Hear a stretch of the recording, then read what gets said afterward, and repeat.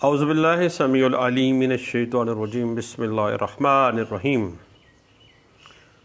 فورکلوئر جس کو بیع بالوفا کہا جاتا ہے اور مارٹگیج پراپرٹی کی ضبطی بھی کہا جاتا ہے، بنیادی طور پر مارٹگیج پراپرٹی کی ضبطی مارٹگیجی کا ایک ایسا رائٹ ہے جو کہ رائٹ ٹو فورکلوئر بھی کہلاتا ہے قانون کی اصطلاح میں۔ بات اس طرح سے ہے کہ اگر مارٹگیجر اور مارٹگیجی کے مابین مارٹگیج ڈیڈ کے اندر کوئی اقرار نہ ہوا ہو دین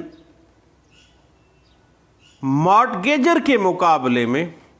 مارٹگیجی کو قانون یہ حق دیتا ہے دو صورتحال میں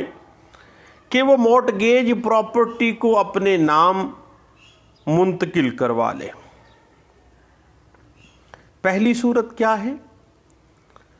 کہ مارٹگیج پراپرٹی مارٹگیجی کے قبضے میں 60 ایئر سے زائد عرصے سے رہی ہو اور مارٹگیجر مارٹگیج منی ادا نہ کر رہا ہو، یا جو لائبلٹی کے عوض مارٹگیج تھی وہ مارٹگیج قطعی صورت جو ہے وہ ادا اس لائبلٹی کو یا اس چارج کو فلفل نہ کر رہا ہو۔ اور دوسری صورتحال جس میں مارٹگیج پراپرٹی کی ضبطی مارٹگیجی کر سکتا ہے وہ یہ ہے کہ مارٹگیجی کو بیع بالوفا کا حق حاصل ہونے کے باوجود وہ شخص ریڈیمپشن سوٹ فائل کر سکتا ہے جس کا کوئی حصہ یا کوئی تعلق یا کوئی مفاد مارٹگیج پراپرٹی کے اندر موجود ہے۔ کسی قسم کا کوئی بھی مفاد ہے وہ ریڈیمپشن سوٹ میں آ سکتا ہے، اور مارٹگیجی اپنی بیع الوفا کا حق جو ہے وہ استعمال کرنے کی کوشش کرتا ہے۔ اس حوالے سے ایک کیس سٹڈی اس طرح سے تھی کہ ایک مقدمے میں ایک شخص اے اپنی ایموبل پراپرٹی بی کے پاس 1915 میں مارٹگیج کرواتا ہے، اور اس کے بعد اس پراپرٹی کو ریڈیم کروا کے اس کو 1917 میں سی کے پاس مارٹگیج کر دیتا ہے۔ پہلے 1915 میں اے بی کے پاس مارٹگیج کرواتا ہے، پھر وہ ریڈیمپشن کروا کے 1917 میں وہ سی کے پاس مارٹگیج کر دیتا ہے۔ اس کے بعد 60 سال پورے ہو جاتے ہیں 1976 میں سی نے یہ سوٹ فائل کر دیا کہ چونکہ وہ اس پراپرٹی پر 60 سال سے زائد عرصے سے بطور مارٹگیجی قابض ہے، اس وجہ سے وہ اس پراپرٹی کا مالک بن چکا ہے،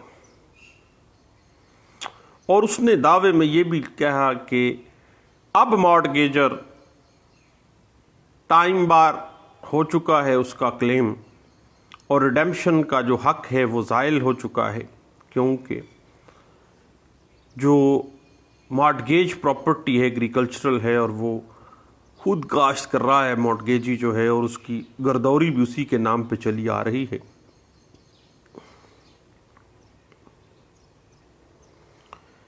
اب ماتحت عدالتوں نے انتقال کے اندراج کی غلط طور پر جو ہے وہ معاملہ کیا، تو اس کے بعد ہائر کورٹس نے وہ مدت جس میں وہ پراپرٹی 1915 سے لے کے 1917 تک بی کے پاس رہن تھی، اب ہائر کورٹس نے یہ طے کیا کہ اس مدت کے ساتھ اس کو شامل نہیں کیا جا سکتا، چونکہ یہ رائٹ جو معاملہ تھا یہ 1917 میں اس کے پاس یہ سوٹ پراپرٹی جو ہے وہ مارٹگیج ہوئی تھی۔ اس طرح سے اس سوٹ کے اندر مارٹگیجی کو فورکلوجر کا بے بالوفا کا حق حاصل نہیں ہوتا ہے۔ اس کے بعد چونکہ مارٹگیجی کلیم کرتا ہے، اب اس حوالے سے اگر ہم دیکھیں تو کچھ ایسی صورتحال ہیں جس میں مارٹگیجی کی جو بے بالوفا فورکلوجر کا حق ہے وہ حق کھو دیتا ہے، نان انٹائٹلمنٹ آف مارٹگیجی ہے، عدم حقداری ہے فورکلوجر کے حد تک۔ بے بالوفا کن صورتوں میں مارٹگیجی کو حاصل نہیں ہے، اس کا حق ہی حاصل نہیں ہے۔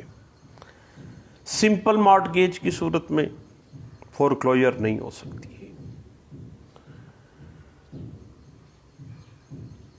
رہن بالقبضہ کی صورت میں فورکلوجر نہیں ہو سکتی ہے،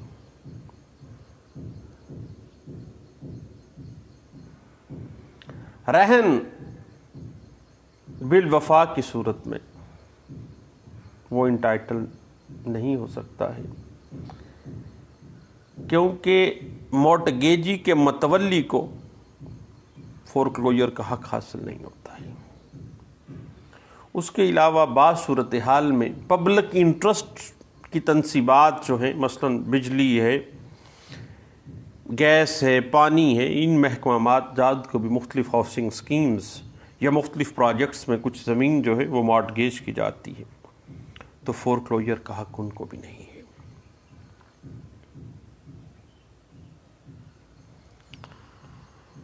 اور اس کے بعد اگر ایک ہی پراپرٹی ہو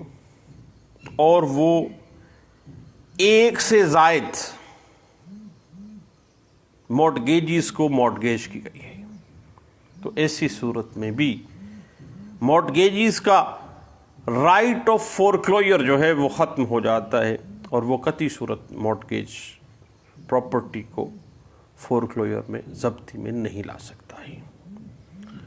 یہ بنیادی طور پر پاکستانی لا کے اندر